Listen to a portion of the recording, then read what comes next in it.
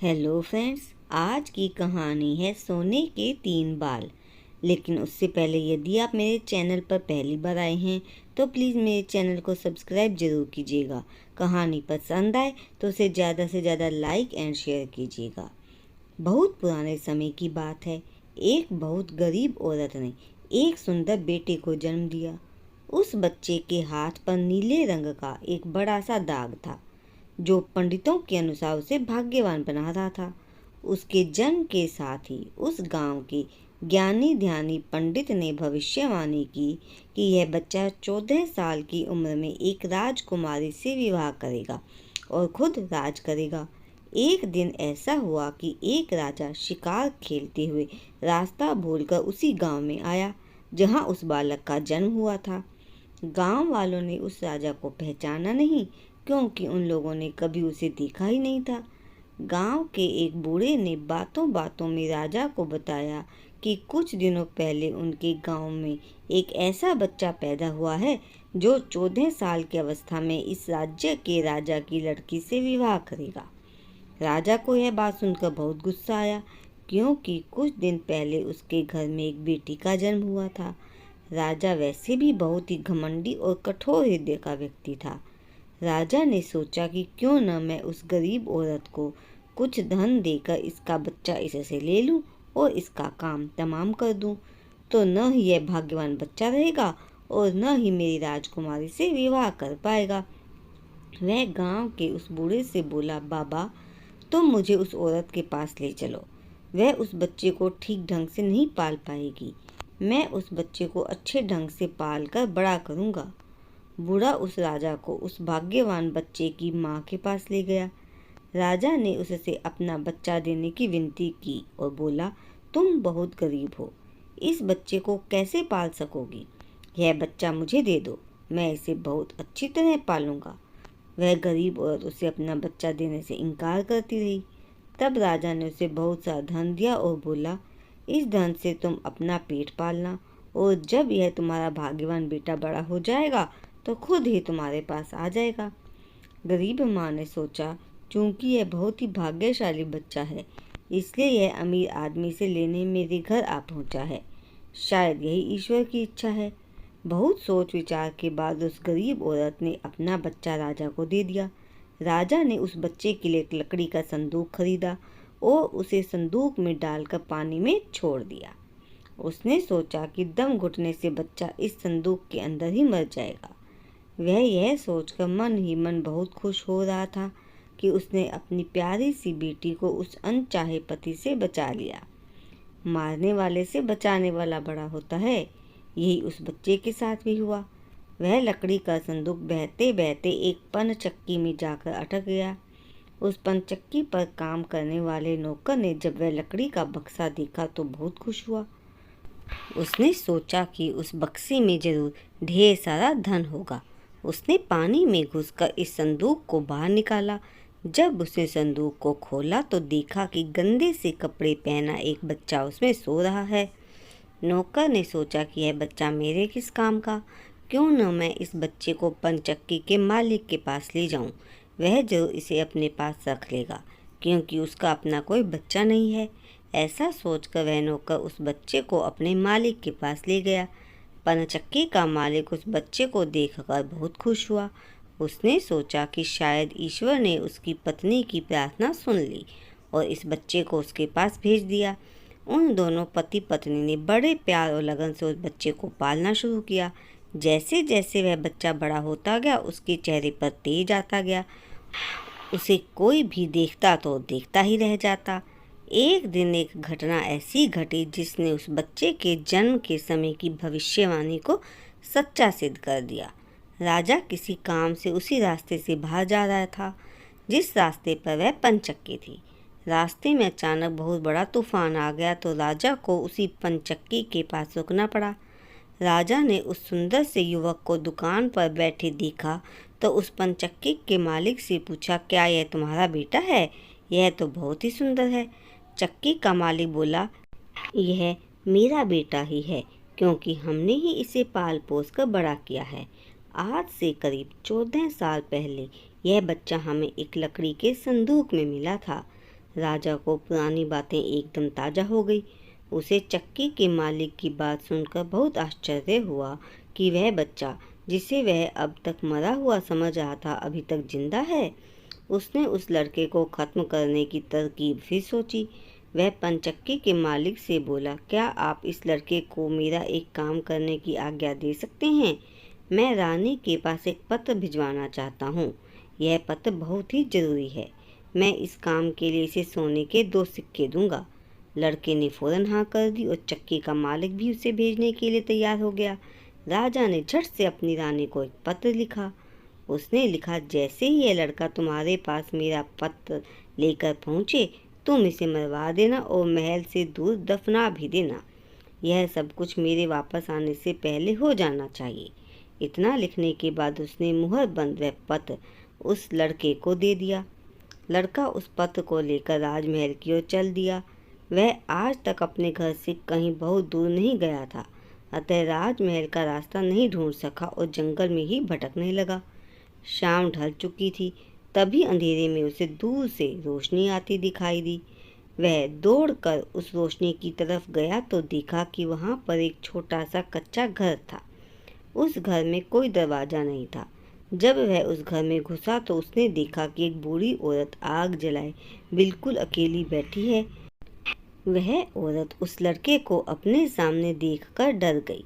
उसने लड़के से पूछा, बेटा तू कहाँ से आ रहा है और तुझे कहाँ जाना है? लड़के ने जवाब दिया, मैं पास के गांव की पंचक्की से आ रहा हूँ और रानी माँ को यह खत देने जा रहा हूँ, पर मैं इस जंगल में अपना रास्ता भूल गया हूँ। रास्ता ढूंढते ढूंढते शाम हो गई। अंधेरे में मुझे यही घर दिखाई दिया, इसलिए मैं रात गुजारने के लिए यहाँ आ गया। उस बूढ़ी औरत को उस लड़के पर बहुत दया आई, क्योंकि वह डाकुओं के ठहरने की जगह थी और वह बूढ़ी औरत उन डाकुओं की नौकरानी थी।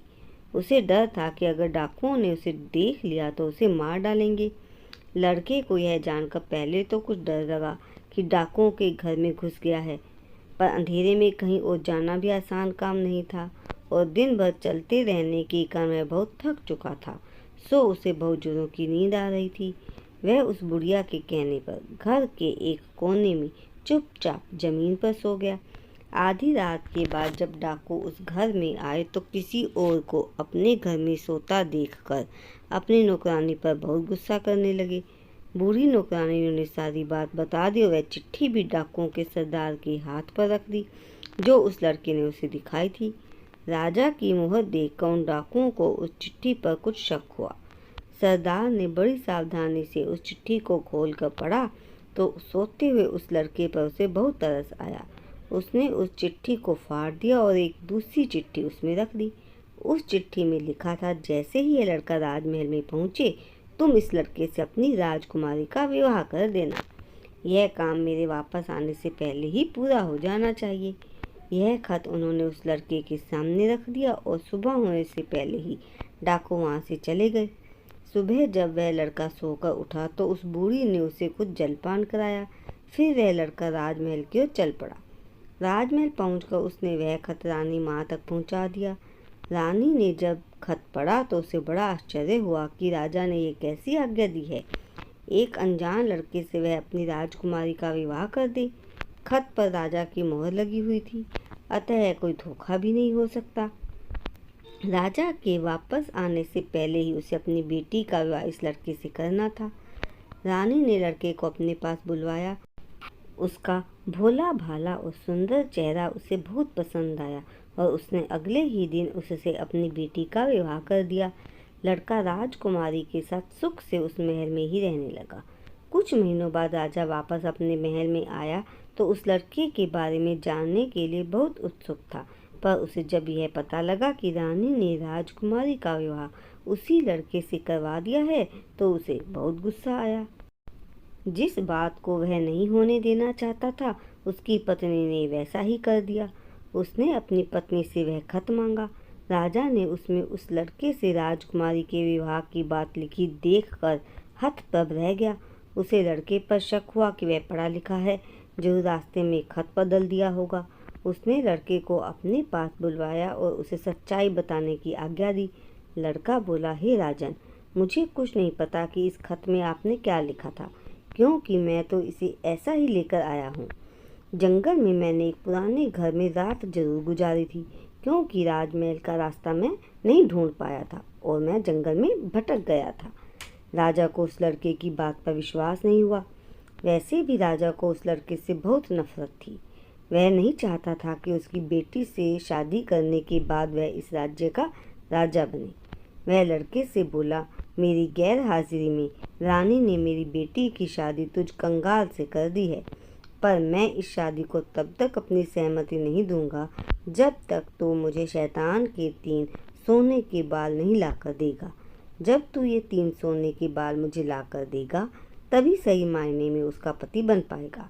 राजा ने ऐसी असंभव शर्त इसलिए रखी थी कि 3 सोने के बाल ढूंढते ढूंढते ही यह लड़का कहीं मर खप जाएगा। इस प्रकार उसे इस लड़के से अपने आप छुटकारा मिल जाएगा। अब लड़के के आगे राजा की आज्ञा का पालन करने के अलावा कोई और रास्ता नहीं था, क्योंकि अगर वह राजा की आज्ञा का उल्लंघन करेगा तो भी राजा उसे मरवा देगा। इससे अच्छा है कि बाहर जाकर ढूंढने पर शायद वह 3 सोने के बाल लाने में सफल हो जाए। वह अकेले ही मुंह अंधेरे ही शैतान के सोने के बाल ढूंढने निकल पड़ा। चलते चलते वह एक बड़े शहर में पहुंचा। शहर की सीमा पर एक बड़ा सा गेट था, जिस पर हथियारबंद सिपाही पहरा दे रहे थे। सिपाही ने उस लड़के से पूछा, यहाँ तुम्हारा क्या काम है? क्या तुम कुछ समझते और जानते हो? लड़का बोला, मैं सब कुछ समझता और जानता हूँ। सिपाही बोला, अगर तुम सब कुछ जानते हो तो हम पर भी एक मेहरबानी करो। हमें भी बताओ कि शहर की सीमा पर यह जो कुआं है, पहले इससे मीठा पानी निकलता था, पर अब इसमें पानी ही नहीं है, यह सूख गया है, क्यों? लड़का बोला, अभी तुम थोड़ा सब्र करो। जब मैं अपना काम खत्म करके वापस आऊँगा तो तुम्हें बताऊँगा। इतना कहकर वह गेट से निकलकर आगे गया।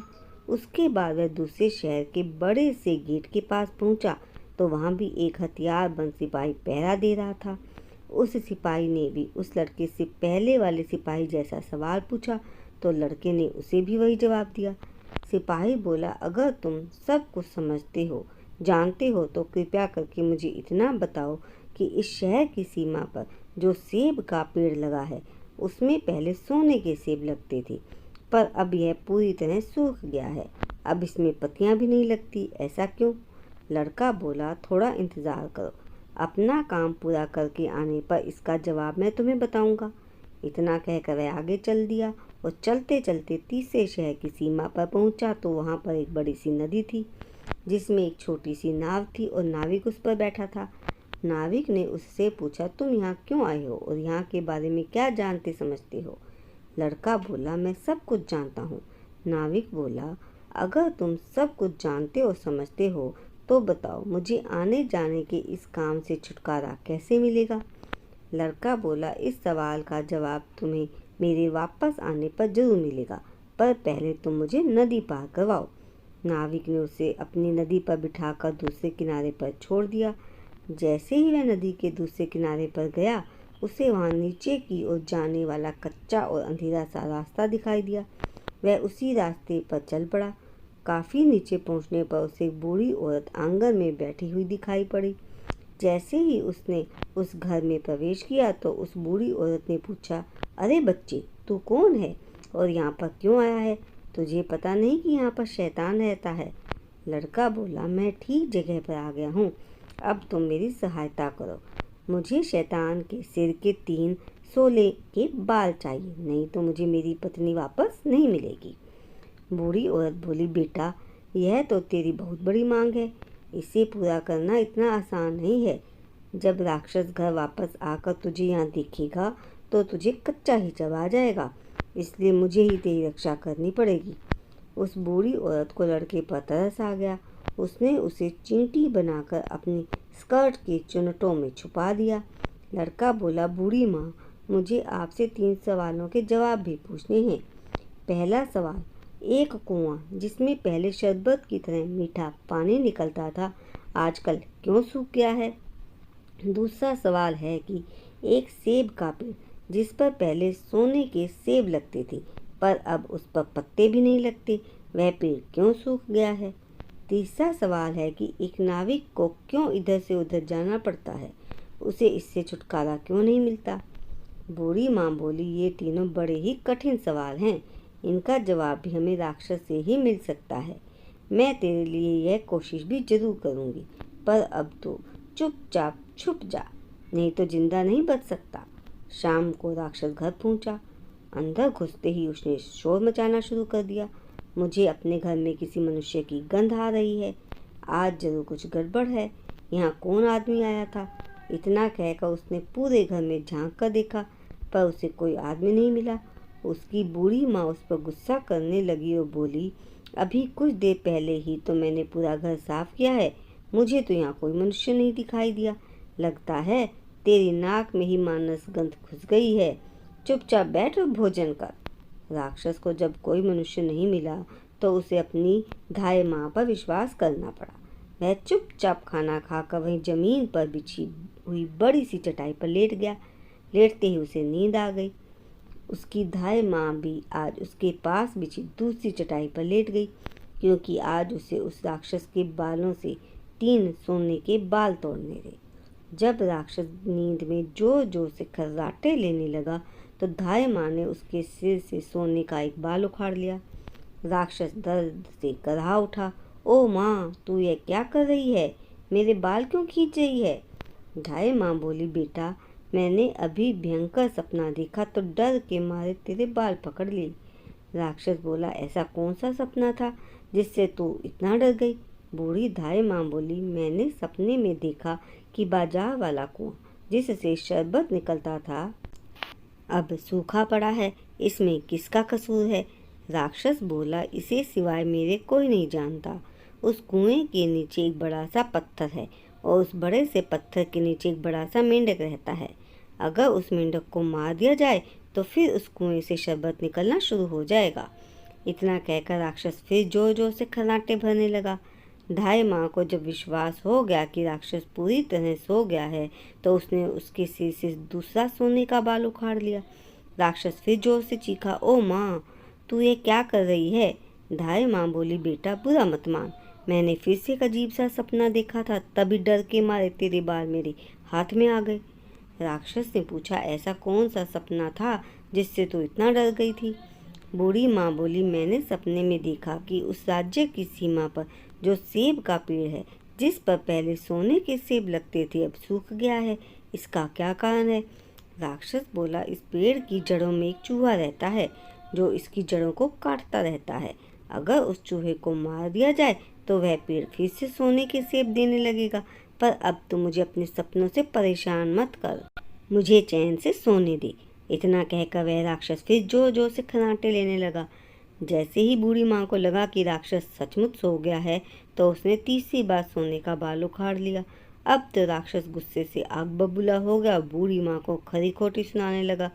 बूढ़ी माँ उसे शांत करने की कोशिश करने लगी थी, फिर बड़े प्यार से बोली, बेटा, मैं इन अजीब अजीब सपनों का क्या करूं? अभी अभी मैंने फिर से एक अजीब सपना देखा। राक्षस बोला, ऐसा कौन सा सपना देखा? जल्दी कह, मुझे जोर से नींद आ रही है। बूढ़ी माँ बोली, मैंने सपने में देखा कि मुझसे एक नाविक शिकायत कर रहा था कि मुझे हर समय इधर से उधर क्यों जाना पड़ता है, मुझे इससे छुटकारा क्यों नहीं मिलता, इसमें उसका क्या कसूर है? राक्षस बोला, वह नाविक मूर्ख है। जिस दिन वह किसी और आदमी के हाथ में अपना चप्पू दे देगा, उसे हर रोज के आने जाने से छुटकारा मिल जाएगा। इतना कहकर राक्षस फिर से अपनी चटाई पर लेट गया और खर्राटे लेने लगा। अब बूढ़ी माँ ने उस लड़के को अपने स्कर्ट से निकाला और उसे 3 सोने के बाल देकर बोली, अपने तीनों सवालों के जवाब तो तू सुन ही चुका है, अब ये ले 3 बाल और तुरंत यहाँ से भाग जा। लड़के को अपने असली रूप में करने के बाद बूढ़ी माँ ने उसे झटपट घर से बाहर निकाल दिया। लड़के ने हृदय से उसे धन्यवाद दिया और अपने ससुर के राज्य की ओर चल पड़ा। रास्ते में उसे फिर वही नाविक को पहरा देते हुए 2 सिपाही मिले। नाविक ने जब उसे दूसरी ओर उतारा तो वह लड़का बोला, तुम अपना यह चप्पू किसी और के हाथ में दे देना, तभी तुम्हें इस रोज रोज के आने जाने से छुटकारा मिल पाएगा। जब सिपाही को उसके प्रश्न का उत्तर बताया तो उसने बहुत सारा धन एक गधे पर लाद कर उस लड़के को इनाम के रूप में दिया। वह उस धन से लदे हुए गधे को लेकर जब पहले सिपाही के पास पहुंचा तो उसे भी उसके प्रश्न का उत्तर बताया।